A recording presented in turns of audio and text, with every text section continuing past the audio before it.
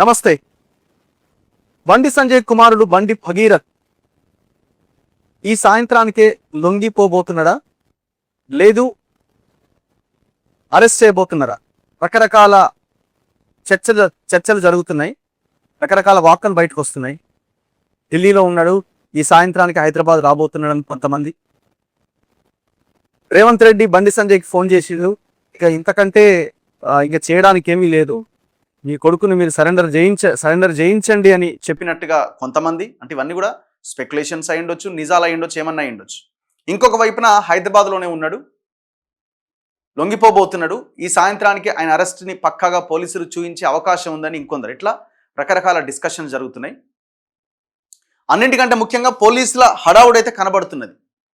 So ఈ పోలీసుల హడావుడి ఇవన్నీ చూస్తుంటే అరెస్ట్ చేసే అవకాశాలే ఎక్కువగా కనబడుతున్నట్టు అర్థమవుతున్నది. ఇవాళ ఈ విజువల్ మనం చూస్తే బండి భగీరథ్ కోసం పోలీసులు వెతుకుతున్న దృశ్యాలు ఇవి. హైదరాబాద్లో ఉన్న కేంద్ర హోంశాఖ మంత్రి బండి సంజయ్ నివాసంలో పోలీసులు తనిఖీలు చేస్తున్నారు. ఇది మైత్రి రెసిడెన్సీ. ఈ వీడియో పెద్ద ఎత్తున మీడియాలో సర్క్యులేట్ అవుతున్నది, పోలీసులు కూడా ధృవీకరిస్తున్నారు, మనకు కనబడుతున్నది కూడా. సో ఈ మైత్రి రెసిడెన్సీలో బండి సంజయ్ హైదరాబాద్లో ఉన్న నివాసంలో, ఐ థింక్ ఇది మన TV9 ఆపోజిట్లో ఉండేటువంటి ఆయన యొక్క నివాసం హైదరాబాద్లో.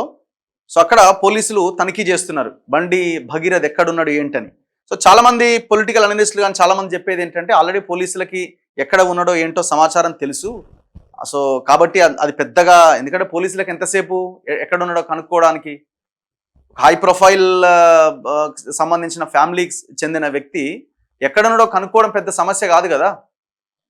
సో కాబట్టి ఈ హడావుడి ఎందుకు అంటే ఏదో చేయబోతున్నామని చెప్పడానికి ముందుగా ఒక రకమైన హడావుడి ఉంటుంది కదా జనరల్గా.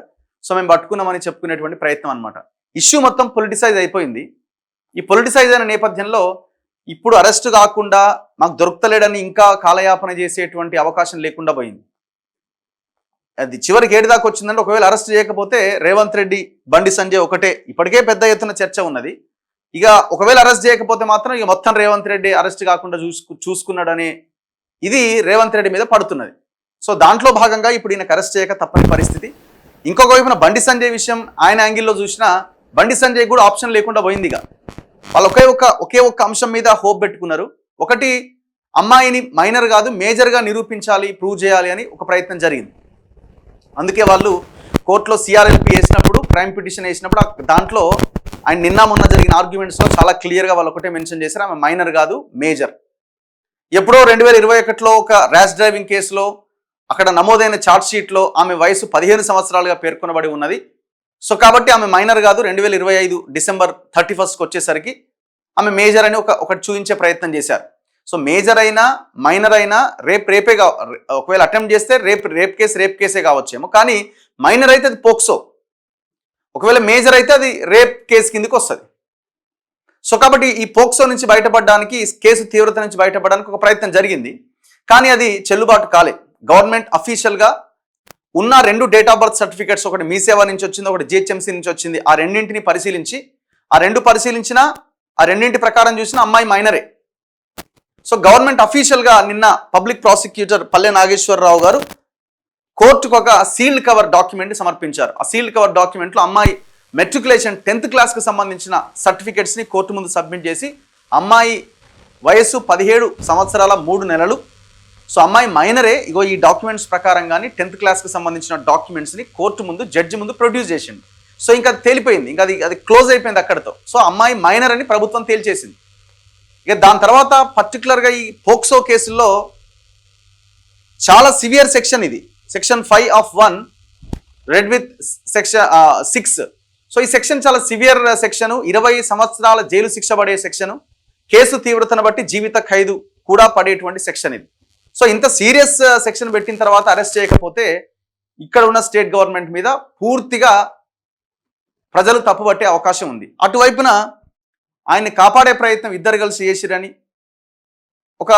ఒకటి రిమార్క్ వస్తుంది. అండ్ అన్నింటికంటే ముఖ్యంగా కోర్టు ఏమైనా వెసులుబాటు కల్పిస్తుందేమో అని ఒక ప్రయత్నం చేసిరు. నిన్న అర్ధరాత్రి వరకు ఆర్గ్యుమెంట్స్ జరిగినాయి. అర్ధరాత్రి వరకు ఆర్గ్యుమెంట్ జరిగితే జడ్జ్ మాధవీదేవి గారు ఎక్కడా కూడా ఆయనకి ఇంటరిమ్ రిలీఫ్ కానీ, మధ్యంతర రక్షణ కానీ, ముందస్తు బెయిల్ కానీ ఇవ్వడానికి నిరాకరించి నెక్స్ట్ వీక్కి వాయిదా వేసింది. నెక్స్ట్ వీక్ గురువారానికి వాయిదా వేసింది. సో కాబట్టి వాళ్ళకి ఆ కోర్టు ద్వారా కూడా దొరకలే. ఇంకా ఆప్షన్ ఏముంది, మళ్ళీ కోర్టు వెకేషన్ ఎప్పుడైతే బెంచ్ మీదకి వస్తుందో అప్పుడు బెంచ్ మీదకి వచ్చేంత వరకు ఇప్పుడు బండి సంజయ్ కొడుకు బండి భగీరథని ఎక్కడో ఒక దగ్గర దాచిపెట్టాలి. మళ్ళీ విచారణకు వచ్చినప్పుడు మళ్ళీ ఆ రోజు ఏం జరుగుతుందో, ఒకవేళ ఆ రోజు బెయిల్ వస్తే ఓకే, రాకపోతే మళ్ళీ నెక్స్ట్ వాయిదా పడడానికి మళ్ళీ అట్లే పెట్టాలి. ఈ మధ్య కాలంలో జరగాల్సిన డ్యామేజ్ అంతా జరుగుతుంది. ఒకవైపున రేవంత్ రెడ్డి డ్యామేజ్ అవుతాడు, ఇంకొక వైపున బండి సంజయ్ కూడా డ్యామేజ్ అవుతాడు. ఏంది లొల్లి, అప్పచెప్పకుండా ఏం చేస్తున్నారు, కోర్టు కూడా మీకు రక్షణ కల్పించలేదు కదా అని ఒక చర్చ స్టార్ట్ అవుతుంది. సో ఎన్ని రోజులు దీన్ని కంటిన్యూ చేస్తారు? సో కంటిన్యూ చేయాల్సినన్ని రోజులు చేసిర్రు, ఇంకా చేయడానికి అవకాశం లేదు. ఇష్యూ పొలిటిసైజ్ అయిపోతున్నది, రాజకీయంగా అందరికీ దెబ్బ పడుతున్నది. సో ఇది బీజేపీకి కూడా ఇబ్బందికరమైన పరిస్థితే. సో కాబట్టి ఇంకా ఏమి చేసేది ఏమి లేక అన్ని అవకాశాలు, ఉన్నటువంటి అవకాశాలను మనం ఉపయోగించుకుందామని ప్రయత్నం చేసినా ఏ అవకాశము దొరకకుండా పోయింది. చివరికి అరెస్టు చూయించక తప్పని సిచ్యువేషన్. ఇప్పటి వరకు ఉన్న సమాచారం అయితే ఇది. మరి ఒకవేళ లాస్ట్ మినిట్లో ఏదైతే అదైంది, అరెస్టు కాకుండానే చూడాలి అనే ప్రయత్నం జరిగితే ఏమో చెప్పలేం. కానీ ఈ పోలీసులు బండి సంజయ్ ఇంటికి వెళ్ళడం, కేంద్ర హోంశాఖ సహాయ మంత్రి ఇంటికి రాష్ట్ర పోలీసులు వెళ్ళి తనిఖీ చేస్తున్నారు. షేమ్ కదా ఇది. అది మీకు ముందే ఉండాల్సిందే కదా. అసలు చాలామంది అనేది ఏంటంటే, కొడుకు ఆ మిస్టేక్ చేయగానే తండ్రి ఇమీడియట్గా పోలీసులకు అప్పచెప్పుంటే అయిపోయేది. అప్పచెప్పాల్సిన అవసరం లేదు. చట్ట ప్రకారం చట్టాన్ని మేము గౌరవిస్తాం, రాజ్యాంగాన్ని మేము గౌరవిస్తాం. మా కొడుకు తప్పు చేసినట్టయితే మీరు వచ్చి అరెస్ట్ చేసుకోండి అని ఇంట్లోనే ఉంటే అయిపోయేది. అరెస్ట్ అయిపోయేటోడు అరెస్ట్ అయిన తర్వాత ఇంత పెద్ద చర్చ ఉండేది కాదు. తర్వాత కోర్టు చూసుకుంటుంది ఏంటన్నది. మీరే కనుక అప్పచెప్పుంటే మీకు ఇంకా మైలేజ్ పెరిగేది. కానీ మరి మీకు సలహాలు ఇచ్చిన వాళ్ళు ఎవరో, మరి నిరంజన్ రెడ్డి లాంటి అడ్వకేట్ని పెడితే నిరంజన్ రెడ్డి లాంటి అడ్వకేట్ని పెడితే ఈజీగా మావాడు బయటపడతారు అనుకున్నారో, ఏమనుకున్నారో తెలియదు. కానీ పవర్ ఉపయోగించవచ్చు అనుకున్నారో, ఇన్ఫ్లుయెన్స్ ఉంది అనుకున్నారో, బీజేపీ మమ్మల్ని మేము కాపాడుతుంది అనుకున్నారో, కేంద్రం ఏమనుకున్నారో, కానీ వాళ్ళు కూడా సైలెంట్గానే ఉన్నారు. వాళ్ళని పెద్దగా పట్టించుకోలేదు. ఆర్ఎస్ఎస్ కూడా సైలెంట్గానే ఉన్నట్టుంది, కొంతమంది లీడర్లేమో కానీ. సో ఇవన్నీ పరిణామాల తర్వాత ఇప్పుడు చివరికి ఏడుకు వచ్చింది. వారం రోజుల తర్వాత మళ్ళీ ఏడిది గానే ఉన్నది. కావాల్సిన డ్యామేజ్ అంతా డ్యామేజ్ అయిపోయింది. మరి ఆ ప్రయత్నం ముందే చేయాలి కదా. కొంత తెలివి ఉన్న, విఘ్నత ఉన్న, ఆలోచించగలిగేటువంటి నాయకులు అయితే ఆ పని చేసేటోళ్ళు. ఇంత రాద్ధాంతం చేసి వాళ్ళ వీడియోలు బయటపెట్టి, వీళ్ళ వీడియోలు బయటపెట్టి, ఆ అమ్మాయి ఫోటోలు బయటపెట్టి, అమ్మాయి మేజర్ కాదు. ఇప్పుడు అమ్మాయి మేజరా మైనరా అనేది ఒక ఇదైతే ఉంటుంది కదా. 10th క్లాస్ సర్టిఫికేట్ ప్రామాణికమని అంత క్లియర్గా పోక్సో యాక్ట్ చెప్తున్నది, జువైనల్ జస్టిస్ జేజే యాక్ట్ చెప్తున్నది. గతంలో సుప్రీంకోర్టు హర్యానా కేసులో, ఉత్తరప్రదేశ్ కేసులో చాలా క్లియర్ జడ్జిమెంట్స్ ఉన్నాయి. మరి అమ్మాయి 10th క్లాస్ మెమోలో ఏముండొచ్చు అనే ఒక అంచనాకు వచ్చి, అమ్మాయి 10th క్లాస్ మెమోలో ఫలానా డేట్ ఉంది, అట్లా అయినప్పుడు ఈ అమ్మాయి మైనర్ అవుతుందనే ఆలోచన కనీసం సోయన్ ఉండాలి కదా. అసలు ఇంత తెలివి తక్కువ పని ఎట్లా చేసిరు మీరు? అంటే అమ్మాయి మైనర్ కాదు మేజర్ అని ప్రూవ్ చేయాలి అంటే, తప్పుడుగా ప్రూవ్ చేయాలని ఎట్లా అనుకున్నారు? ఎట్లా పాసిబుల్ అవుతుంది అది? కేంద్ర మంత్రి స్థానంలో ఉన్న మీరు కేంద్రంలో అధికారంలో ఉన్న బీజేపీ, మరి సంజయ్ని అసలు ఇది కరెక్ట్ కాదయ్యా బాబు, ఇది ఎంత చేసినా నువ్వు మైనర్గా ప్రూవ్ అవుతుంది అని చెప్పే ప్రయత్నం ఎందుకు చేయలే? ఇంత అహంకారంతో ఎందుకు ముందుకెళ్ళినారు? ఇప్పుడేమంటున్నారు, కొడుకు తప్పు చేసి తండ్రికి ఏం సంబంధం అంటున్నారు. మీరు ముందుగా ఆ పని చేసి ఉంటే, ముందుగా కొడుకుని అప్పచెప్పుంటే, లేకపోతే చట్టం తన పని దాన్ని చేసుకోబోతుందని మీరు సైలెంట్గా ఉండి ఉంటే, ఇంత రాద్ధాంతం చేయకపోతే మీకు మైలేజ్ పెరిగేది. ఇంకా అరే తప్పు చేసిన తండ్రి అయినా సరే వదిలేసిండు, ఏమి ఇన్ఫ్లుయెన్స్ చూపించలేదని అనుకునేవాళ్ళు. కానీ మీరు ఏదైతే కానటువంటి పనిని ముందలేసుకొని అది అవ్వడానికి ఏదైతే ప్రయత్నం చేసి బొక్కబోర్లా పడ్డారు చూడండి, సో అది ఇంకా మిమ్మల్ని డ్యామేజ్ చేసింది.